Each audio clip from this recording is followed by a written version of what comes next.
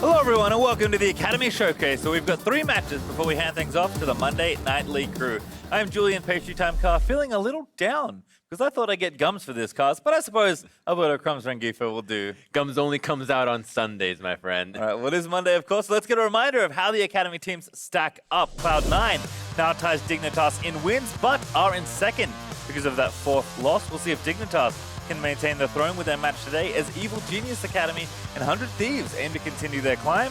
As we look at who's facing off today, though, Game 1 has Evil Geniuses Academy looking to continue their climb versus CLG. Then Dignitas aim to maintain first opposite 100 Thieves, with Golden Guardians taking on Immortals to wrap up Academy for week number 7. Crumbs! We can't sugarcoat it, Pacey. Every single match matters here. The playoff race has been so close that it doesn't matter what you were in the standings. It has implications for your placements. Yep. So the Game 1 where CLG are, of course, facing off against Evil Geniuses. EG currently sitting tied with 100 Thieves, and they must win if they want to secure that 3rd place spot. As you mentioned, Crumbs, things are really tied up. Yeah, and it's going a lot better for them once Fire is starting to have some of these really impressive Zoe performances. The man in the mid lane, who would have thought that when you have a pillar to rely on, you can transition that lead to top, to bottom, and just kind of snowball a game really well. And having one of the most meta picks that we've seen in Academy. No one else is prioritizing Zoe so highly. Yeah, and unfortunately for CLG, they are one of the few teams not tied in the middle of the standing, still fighting for playoffs.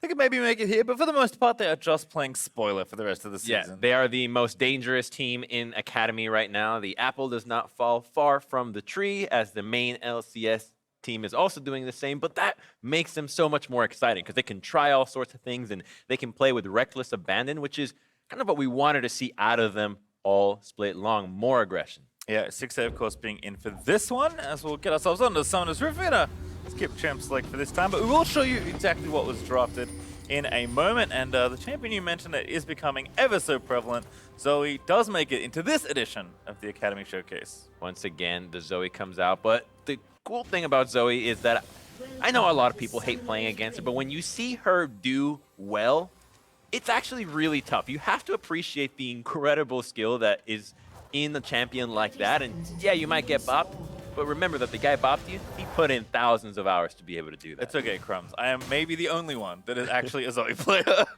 here amongst us all. So I like the champion. We'll see how Tuesday does with the Syndra. It's actually double cleanse in the mid lane, so wanting to make sure to dodge those key CCs. But those are the bans. Lots of support bans there. I mean, nothing really sticking out. Failure set on Senna, Yuumi.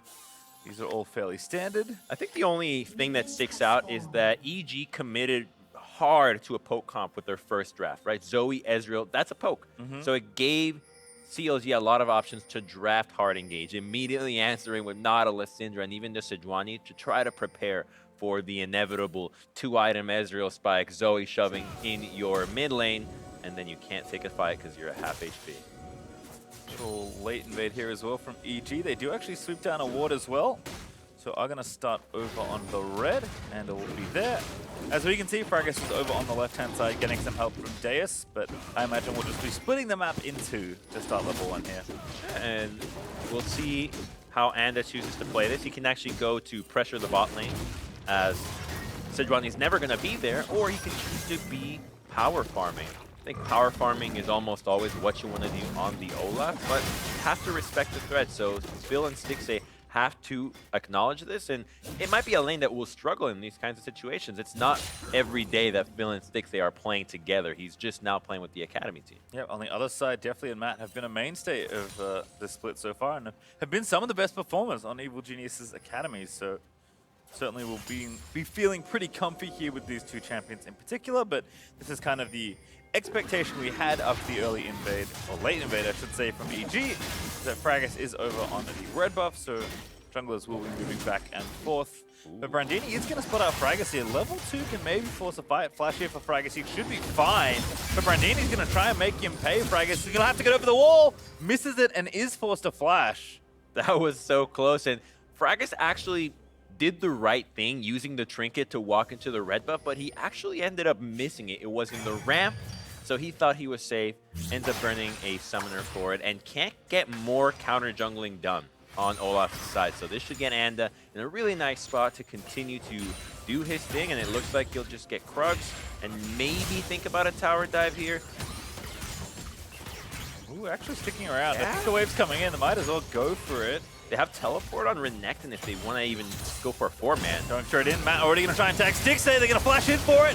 From passive down, and under the turret is going to look for it. Definitely low, but not dead. And though low as well, but he will grab first blood, but donate the doubles over to Phil, who's now the strongest Nautilus in the Rift. Yeah, they trade 1 for 1, so it's not the end of the world because Miss Fortune doesn't get the kill. And she misses out on all that CS, so they can actually come back to this lane. I like the move there from Evil Geniuses, just making sure that MF is falling behind, and without Flash, she's going to be a sitting duck for return visits to the bottom lane. This is good intuition though from Gragas. Obviously that this camp was not taken, which was right, but we'll watch this one again. Seemed like they had it all lined up here, but Matt goes very early. Yeah, this is the surprise here was Matt flashing in right away. I feel like they could have been a bit more patient with it. And then Nanda recognizes, I'm dead. Best thing I can do is just get that first blood. Yeah, kind of split up there as well. I think maybe they were just trying to stun Nautilus so he couldn't save Stixxay, figuring Ander could maybe finish off the kill himself. He does, but CLG burned through all the summoners to make sure it's at least a trade. So as you mentioned, Crumb, certainly an opportunity to revisit that lane in the near future. And if you don't visit that lane for a gank right now, you can always just pressure the lane, shove it back, and then use the time that you created to go for a dragon. Olaf can solo it really well, and it's likely that Miss Fortune and Nautilus won't want to contest with you if there's fog of war that they have to go through lacking those flashes. See if he'll going to move up and try and get some vision. He's got Fracas behind him now, so it's a little bit easier to move into what would otherwise be fairly scary territory. Tuesday also ready with the bush. Trying to stun the Olaf, actually. It's Ander that gets tagged and will be forced to burn his flash now, as Phil is able to line up that hook. And unfortunately for the Olaf, he wanted the dragon, but CLG's dual lane able to push a little bit better with the 2 long swords at 6 they have, so it will be first Drake over to CLG. And not just the dual lane, but mid lane as well. Tuesday having a really good time here, having a nice CS lead over 5-Fire already, about 2 waves. And that will end up netting the first dragon. Mountain is a really good dragon for Nautilus and Sidron. Alright, 3v3 going to start. 6-8 tagged again. Remember, he's got no summoners. Looking for the stun. One more auto is going to do it. Matt going to get in there. Does get it, but actually makes 5-Fire miss, but still the bubble is good enough. Phil will die as well in retreat. And EG, a 4v3, finding themselves 2 kills. This is what we suspected, that EG was going to continue to attack the bottom lane, and CLG does not respect it. They get out-roamed to the bot lane, and now that dragon that looked so juicy before ends up costing them even more than the first gank. And they're going to go ahead and take the entire Raptor camp away. We'll watch this one again. Did the right thing by getting this Drake, but Phil just wants in there. The re-engage was the big mistake. They knew that Olaf was still in the area, just farming away, healing back up, and that Fracas is not strong enough. I think he might have thought that with the double buffs, he can take on the world, but you are still a support member. And again, easy bubble there for 5-Fire, who had his turn to roam after the CLG got the Drake.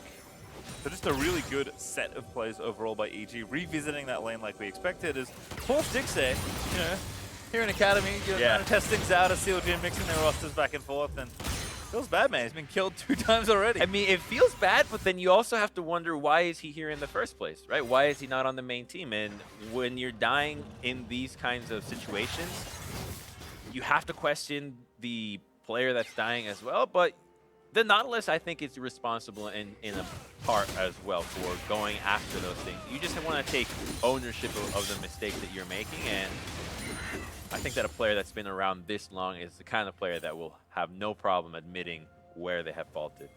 And it's actually farming pretty quickly. We'll see which jungler does hit level 6 first, as Fracas has also managed to keep up for a while. And this is the other lane we actually haven't checked back in on yet. This was the last pick for EG on red side. Haven't seen that much Renekton. Feels like most of the split, actually, despite how popular he felt at the end of last year.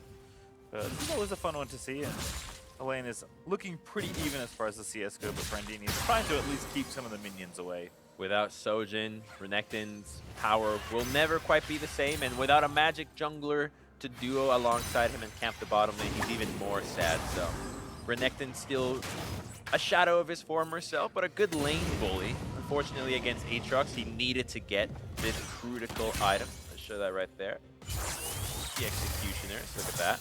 That's a big item when it comes to taking down Aatrox in lane. See if Brandini can find any sort of leverage in the 1v1, because it's all Deathly and Matt in the 2v2 right now. Stixxay does have his summoners back up, but Deathly already with that quick sheen. Feeling pretty powerful, actually, in the 2v2. Not something we often say about Ezreal. It's FLICKR and Fragus doing battle, but falls asleep almost under the tower. FLICKR quickly repels any attempted mid lane. It looks like Fragus commits his ultimate just to burn FLICKR's cleanse. Not a fan of that play. You know, you check tab and you realize the Zoe has Merc Treads and Cleanse. I think there are more valuable targets to go after, such as Deathly, who's still quite squishy, or you could even go to the top lane to help Brandini, help Deus, as Brandini does not have any HP yet. All that pushing here for the Renekton does leave room for that sound, which is the Rift Herald being felled by Evil Genius's Academy. Anders just running around farming as much of the jungle as he can get his hands on, which is kind of Oleg's thing. We'll ignore Fragus, who is there by the drop, who does at least get the vision out of Spill. Under attack, gets himself stunned, but a nice make it rain there from Stixxay will keep the follow-up from happening. They're happy to just poke away. When you get the Sheen and the Tear, you're not too worried about going for an all-in. Your combat power is not that high just yet, so definitely is happy that he can just last hit without the fear of a misfortune ultimate coming his way. It's legal tempo Ezreal, which has become the standard at this point. I believe it was Deathly that was playing Omnistone Ezreal at one point, but I saw that. He's clearly clearly off that potential train. It just feels bad when you get a keystone that just doesn't really work for your pick. You're like, oh, airy. Yes, this is what I wanted. Barriers exist to be broken.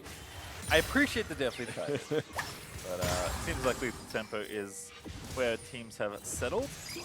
Definitely, of course, no stranger to Ezreal, so feeling pretty comfy here. As Tuesday gonna run down through the bottom lane. Phil gonna make it happen. Does have the ulti, but already used it onto Matt. Did burn the flash. Counter TP though. Definitely in there. Stixxay again. Gonna be under attack. TP though. Brandini into the line of fire. Will go down to Fragus. Great timing for CLG. As Matt gonna be forced away. Does get chained. He's gonna die as well. FLICKR so late to this engagement, but maybe they can clean it up at the end. Definitely still going in, but the bullet time with no Braum is going to force the rest of them back. A great hook there, another good stun. EG might all just die here. A double knock up there from Zeus, who lines up the Q as FLICKR is still trying to get a trade kill. Oh, EG just barely walks away alive from that one. They are so lucky that fight started on their side of the lane, because CLG had every tool to kill everybody. Brandini died right away. That was really nice there from FLICKR. Had the extra flash, does burn it there, and Tuesday recalling in a silly spot. Gets himself killed. Oh, actually, Kinna cancels the recall despite not getting the bubble.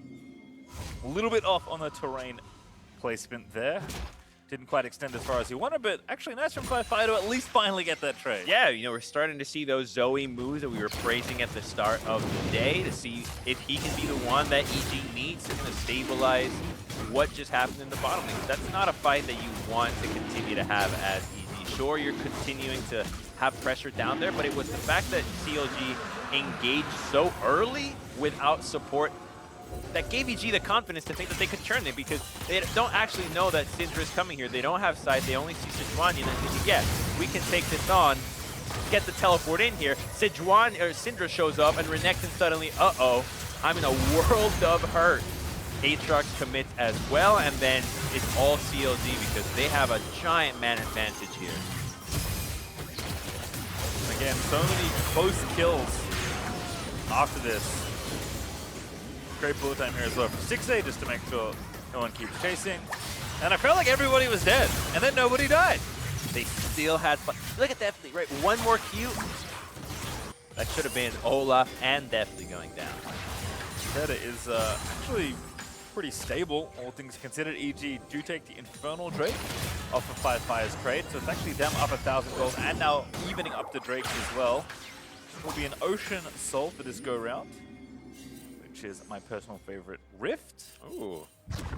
You like the pretty flowers that they spawn? I'm a Kiana player. I just like abusing maps that are made for my champion. Yeah. Oh, who doesn't? Alright, well, continued action down here in the bottom lane. Rift Herald, though, going to finish up 2.5 plates.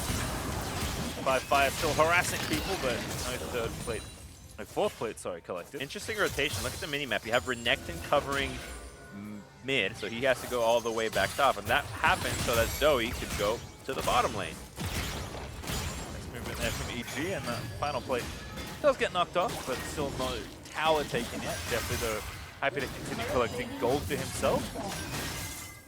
Fraga's going to pick up the red buff as well. CLG responded really well to that roam, seeing that it was happening, and they knew because of that trade at Raptors, right? They were trying to secure vision so aggressively in the bottom lane that as long as they committed a few more members, EG could not threaten with either a dive or an aggressive Herald push. Brandini going to go back. We'll see what he has to go shopping for here. But Deus also going to do the same. They're racing to Black Cleaver, and of course Deus is going to get it first as he did not index into an Executioner's Calling, but that will be a pretty good spike to try to make something around it. I'd like to see Fragus commit some attention to him. You know, he's the one melee champion on your team that you can count on to proc that permafrost, and that's one of the strengths that Sejuani had when she was really meta. It was all about pairing her with melee champions that can make more deadly 2v2s, and we haven't seen that from CLG just yet, which feels like they're not getting the strength out of all the picks that they drafted. Yeah, it does feel like just a decent amount of farming, although as we say this, Phil, Fragus, and Stixay now trying to bait Deathly in, but with the flash and the shift up, I don't think Deathly's going to do anything too silly. Ezreals always die when they arcane shift forward. That is the universal rule. If there is an Ezreal that is dying, you know that he shifted into the enemy.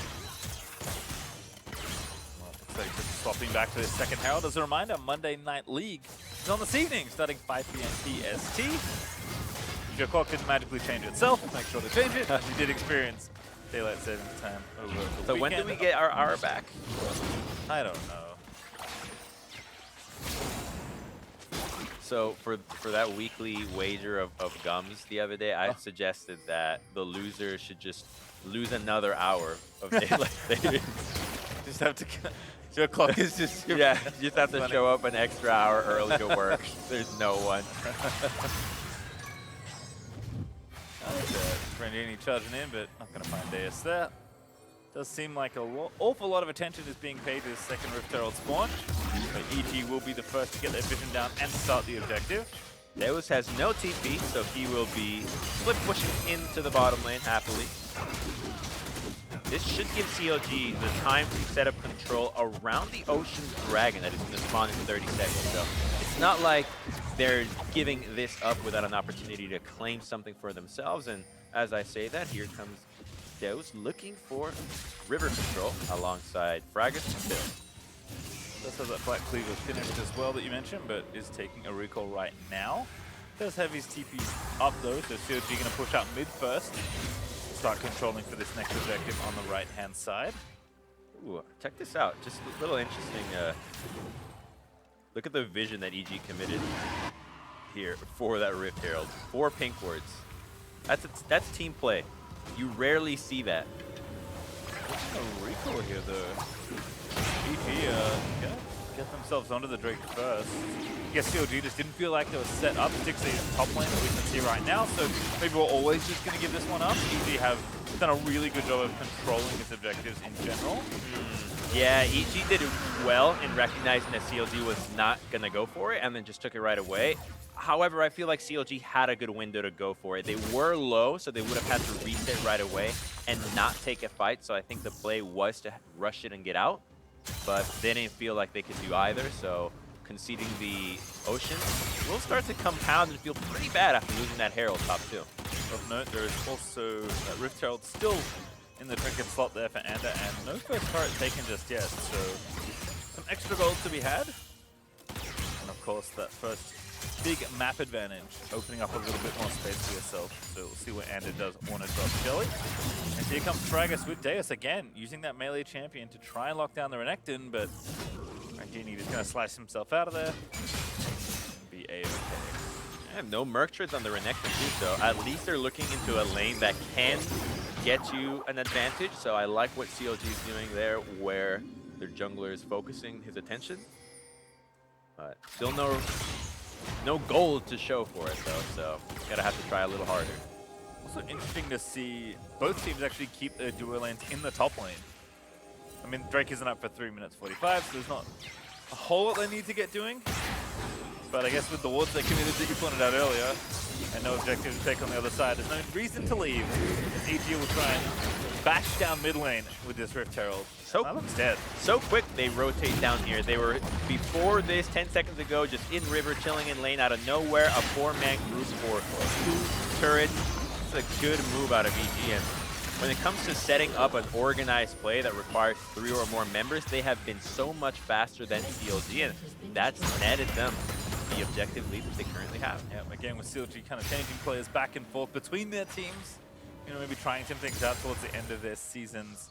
I can understand why EG would look so much more coordinated, but that has been a strength of this team, and I think something we have praised Matt for pretty consistently is that no matter what team he ends up on, he's pretty good at rallying people in Academy and just organizing and micromanaging teammates. So important, being able to take the information that your young teammates are given and turn that into an action. And it's a really valuable skill that not everybody has, and it tends to be the veteran players that have been around the league for a while, that have seen it all and kind of know the lay of the land and can tell someone, you know what, this is a time for us to start fighting, or this is a time for us to look to trade. On that note, Anda also has been building experience across leagues. I mean, I feel like every team he steps in an Academy, I'm like, oh, this guy is really good at this level. And that has certainly been the case since he joined EG in the early weeks of the split as well. Fragos are going to try and make a play. Who's asleep? It's Phil. And looks like maybe if they wanted the Nautilus Assault to start that off, that was not available. So no triggers pulled, but no one dead either here in mid lane. EG able to walk straight back to their very safe outer tower that's still up. 2 minutes on the Ocean Drake, and the teams are still looking for those power spikes, both Infinity Edge out of Misfortune and the Trinity out of Ezreal. So it's a bit of a gentleman's agreement in not going for fights before either is ready. It's a way of playing the game. Certainly low risk. Yeah, low risk, low reward is what it is. It's kind of like the big Golden Guardians game. If you just don't do anything, you're only going to have one fight to win the game, and some teams like that, right? They'd rather put it all on the line one time and pack it up if it doesn't go well, and smile all the way to the finish line if it happens. But usually you want way more than one chance at actually trying to win a game, and especially before 25 minutes. So now though, EG is kind of grinding out the advantage they currently have, up almost 2,000 gold, but a few hundred away from that particular marker. There is that next Drake you mentioned up in 55 seconds, so something's going to happen. See if CLG want to contest a bit more aggressively this time for the Drake. If CLG wants to do this, they really need to coordinate where their crowd control is going. You're going to have to lock down Deftly or use it to peel back Brandini. So remember how that fight went down in the bottom and how Brandini got blown up right away? That's what they should be looking for if Brandini starts sneaking onto Stixay or Tuesday. But a fight breaks out in mid. Nice initial start here. Matt is going to be the target, but he's able to get away. Pops the Unbreakable, burns the flash. Gets himself out of there. Now Anda with the Ragnarok Pop is in there. And definitely gets away as well by Fire on a killing spree. Finally takes down Phil, and Fragos is not healthy. He's going to get crushed by Deftly, who takes out Fragos as well. Fire now over the top. Back to safety as Stixay has to dodge all the incoming bullets. Bullet time over the wall as well, but Fire continuing to be a nuisance. Brandini wasn't there. He's been split pushing the entire time, so he's securing this top lane turret. It's going to yield the Ocean for CLG, having that man advantage. But the TP comes in. He's ready to go. They lost Dragon, but the fight is going on. Push back there from Tuesday, but Brandini still going to try and get in there. That's going to be one kill, but only one. Not a bad trade for CLG, all things considered, especially seeing as they started the fight and did not win it. That's by Fire still over the walls trying to find something, but let's watch this again, Crumbs, because I like what CLG tried to do here. And I love what Braum just did, blocking the hook and the Sejuani so that Zoe could be safe. He stalls out because of his Stone Plate, and then it's all about poking and kiting away with Fire and Death. So we got another fight in the mid lane. Action continues. Yeah, two more autos. Definitely actually just kills Phil before the passive even procs there from Braum. So they just rush down mid, they'll take it. Sure, the Drake may be even, but EG up now about 5,000 gold. Just pushing their advantage even faster now. You can feel like the confidence is picking up. Yeah, it's the spikes. You've got Trinity and Muramana completed, and Zoe has her Ludens and her Oblivion Orb. Oblivion Orb, that's what it was. My bad. We've been looking at so many videos of Leandries and Morelos. Just You don't know what's real. forget a few times, right? But the damage dealing item that builds into Grievous Wounds, the Oblivion Orb, with no magic resistance coming out of the carries on CLG and even the tanks, this is why they're so strong right now. Yeah, definitely, again, just another great game so far. See if CLG can just find a squishier target to try and kill. Braum, especially with that Stone Plate, if he has his cooldowns up, it's so hard to get through Matt. I'm afraid that window might have just closed. Look at the itemization once again. I'm loving this function. Check it out. You've got the QSS on Ezreal. So now you can't Sejuani ultimate or stun him with the Syndra. And then you've got double stopwatch on Zoe and Olaf. So if CLG wants to go for an engage, it probably can't be something where they're trying to blow somebody up individually. You're going to have to just CC the targets that are coming into Stixxay's range and rely on him to dish out the DPS. The burst ship has sailed. 2 items here for Stixxay, but I need a little bit more to crack through some of the bulkier members of the front line. Fire also has decided to moonlight as a top laner. Just going to get the side lanes moving in the right direction for his team. And Baron is at least a consideration. Next Drake done up for 2.5 minutes, and it would be neither team's sole Drake. So I think EG might be focusing more on the left-hand portion of the map right now. Yeah, and EG is a very scary comp to face check if you are CLG. Between the poke that you can deal with or the sleepy trouble bubbles from any angle, they don't want to concede control of the top and mid lane. That will lead into the control that EG is trying to get in.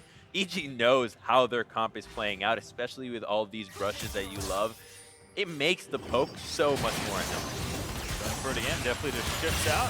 As Phil finds the minion. Oh, Fraggus actually does get the knockup, but not able to follow up as again.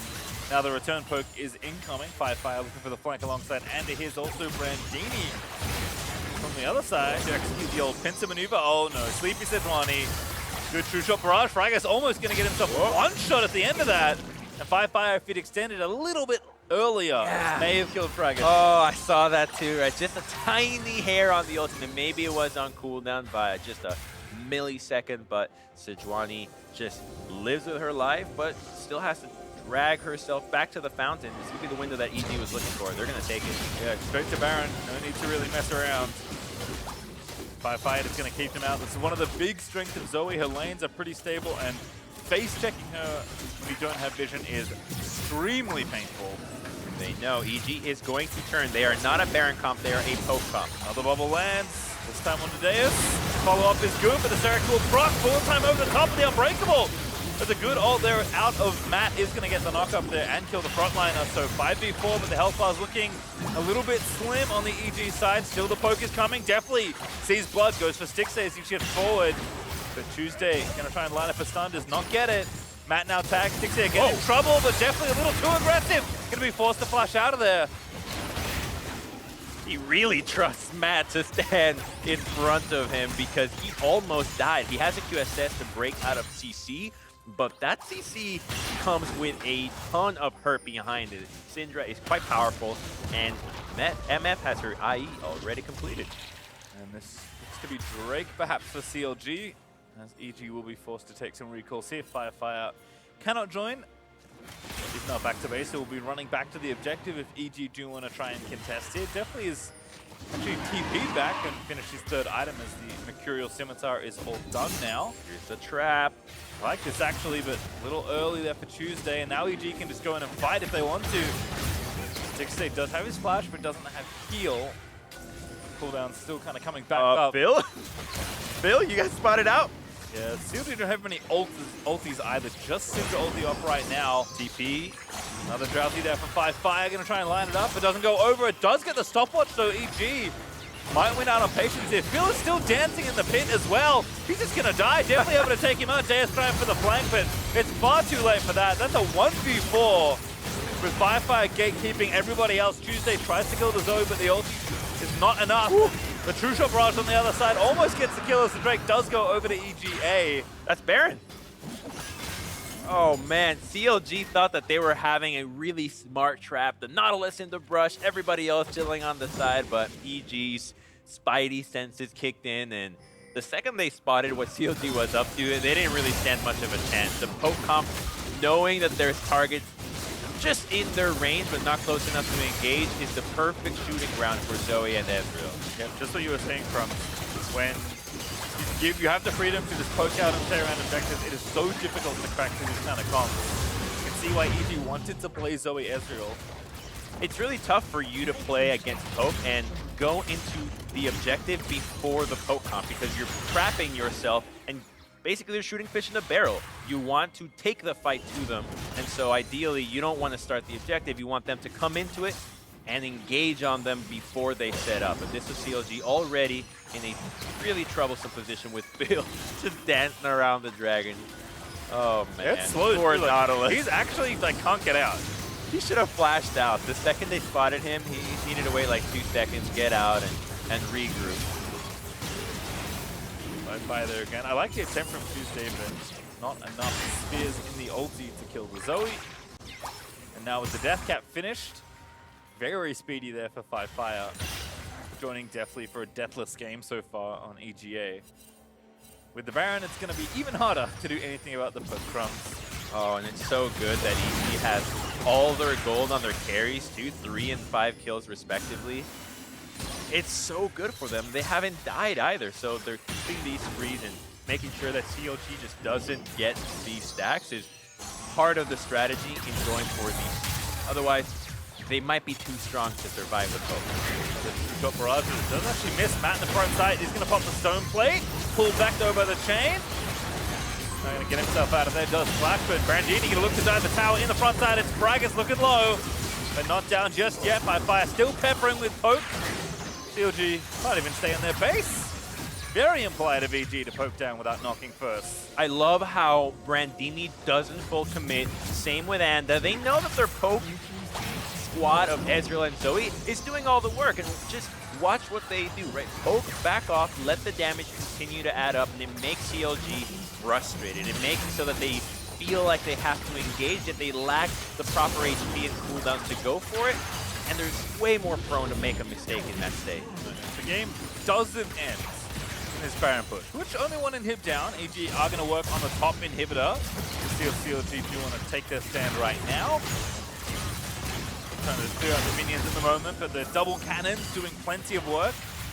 Good stun there, finds 2 for Tuesday, but still not enough to get EG off the push.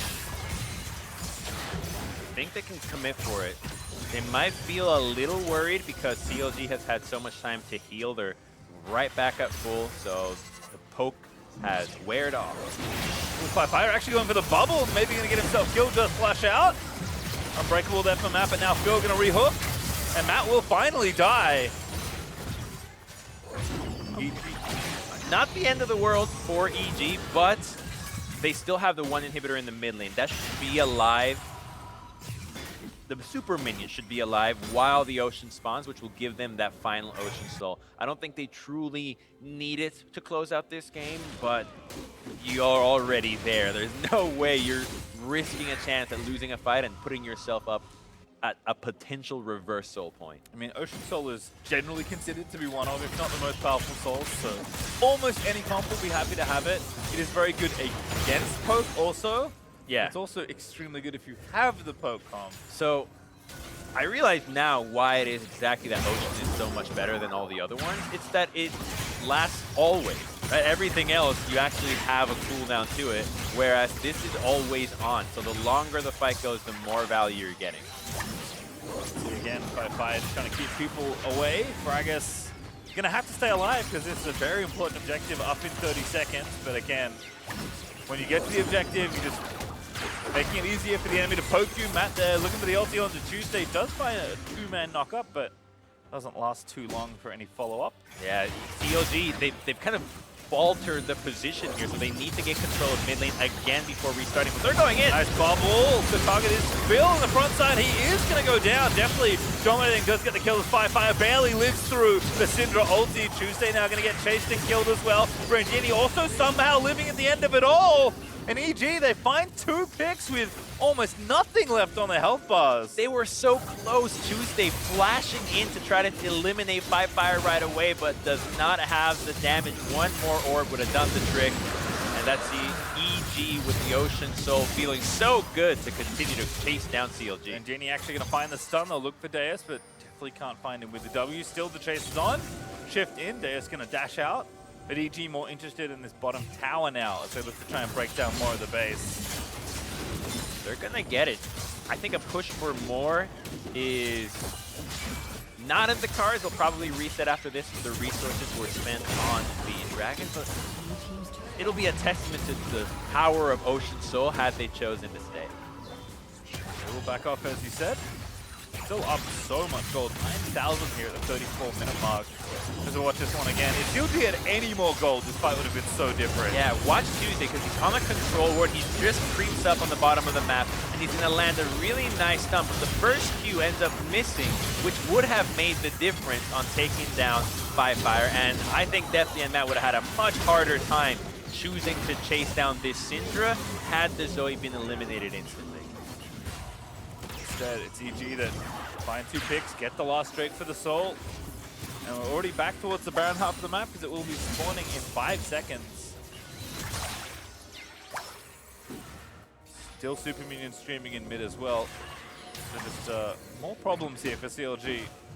See if they do want to make a stand around this next objective. They'll concede control of the minion wave as it's minions against super minions. So EG. Ooh! Aggressive from Matt. I like it. On to Tuesday. Oh, Brandini right in there. He's going to get the stun, and that's enough. Just executes for Tuesday. Phil going to be left out to dry as well. He will die at the hands of Fire. And that might be enough for EG to just charge in the base and end the game. No Baron necessary, perhaps, here, Crumb. It will have to be. They were playing against Poke and chose to go head-to-head in the middle of a lane, and that's where Poke truly shines. Unbreakable is going to stop a lot of that bullet time. Brandini going to stop 6 Andy's tracks as well. He's going to get stunned in the front side, but he's got GA, so he's feeling okay. Deus low again, now Sleepy under the tower as one does fall in front of the Nexus. EG are just brute forcing towards the final end of the game. The Nexus is open. CLG going to try and fight as best they can, but people are falling asleep and getting popped as Fragus falls to the Paddle Star. Fire is picking up summoners and dancing back around as we will have a delay as the inhib does need to get killed, but Deus not going to live. Phil the last one for the potential ace here for EG, but they'll go for it. Actually, one more respawn as well as Tuesday's back for another round, but it just doesn't seem like they can do it. EG will finish off the Nexus and put CLG to rest once again. Oh, Phil tried to go for the last hook, but unfortunately, the Nautilus could not find the angle on the carries that truly mattered for EG. Really good execution and understanding of what they were going for. They drafted Poke right away, knew how to play it. Super clean out of them. Yeah, clearly very happy with the comp they got. You can see why. And as Olaf as well, controlling a lot of that early game. It just felt like across the board, EGA playing very well. And again, picking up important wins. They're trying to keep themselves up towards the top of the standings. When we return, then we'll take a closer look at that EG win, so don't go anywhere.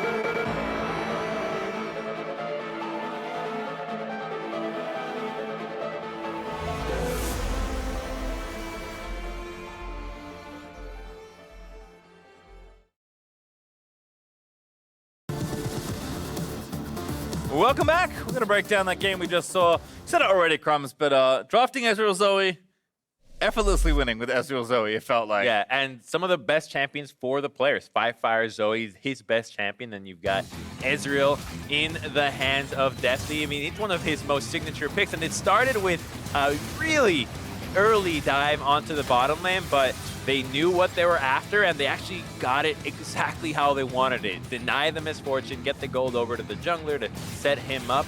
And this was the one scare that EG had this game where it could have been disastrous for them, because the TP that came in, not knowing that CLG had already 5 members here, was the first of their surprises. And then the one that surprised you and me was that EG did not lose everybody here, because it felt like CLG should have had a way of turning this around, and we're not going to see it. We're going to see the more exciting fight. CLG did at least try and take some engagements here, but Matt, not the target that's easiest to kill. And then EG, every single time, was able to counterattack so effectively. They didn't see that he had a stone plate completed. So the Braum is one of those deceptively tanky champions. Between stone plate, between his own unbreakable, he buys so much time for Ezreal and Zoe that allows him to weave in and out and stay relatively healthy so that the bullet time does not completely shred them. And then this, I mean, CLG almost just, I think, couldn't decide what they wanted to do here, and EG just kept poking them. Phil, again, is still trapped in that pit. It's almost like a gladiator scene where they just force somebody to fight the dragon. And then again, Deus laid on the flank, which I think is maybe what CLG wanted to set up. Fire keeps everybody else out of the pit, and it's an easy take on that Drake there for EG. This is the last fight that starts with a hook, trying to catch out Deathly, but he's got Braum in front of him. There's no gonna be any follow-up from the left-hand side, so Tuesday sees an opportunity. Unfortunately, just barely does he miss FLICKR, who also narrowly avoided one of those bullet time shots that would have taken him out. It's the honey fruit, and again, as is kind of the trend of this comp, if you don't get them early, they're gonna get you when the fight keeps going. And this was just EG finally being aggressive. Brandini charging in there. So much damage out of the Renekton, and Syndra just never saw Renekton all games, and she doesn't really know how much damage he's gonna do to him. And that is a beautiful gold graph. That's how you want to see it, just nice and smooth, no major dips. Quite a lot of fighting, actually. Given that neither carry died on EG's side, I'm pretty sure. Quite impressive that both 6A and Tuesday put up those numbers, but I mean, poke champions will always overperform on damage graphs. That's an overperformance right there. And poke champions are a secret and a strategy that usually teams bust out when they need wins, because if you assume that teams are going to go into the mid lane and NARAM against you, you want to have the strongest comp for it. Poke! It's ARAM, but the champion's not random. Yeah. You picked them. That's pretty good. I think also that those clips highlighted one of the more hidden strengths of Zoe, in that, like, she's really good at snowballing team fights, right? She's good enough when you can't see, she pokes you down, she moves you out of the fight. But once you start winning a fight, Zoe's really good at continuing to catch people off, picking up their summoners, and just, like, she'll chase you over 4 walls. It just feels so unfair. Once she gets somebody low, stunned, or out of the fight, she can just keep going and going, because the cooldowns are so low as well. So it feels like the burst is never ending. And again, it's one of those things where I keep seeing Syndra as one of the solutions, and I feel like people have not figured out the best way to take down Zoe in the mid lane. Yeah, the range is really high. I think maybe some bans could be in order. I was going to say, that's like the best solution. Yeah. Maybe just start taking it out in drafts. Oh, we're stepping away, but when we return, Dignitas will try and keep a hold of first versus 100 Thieves.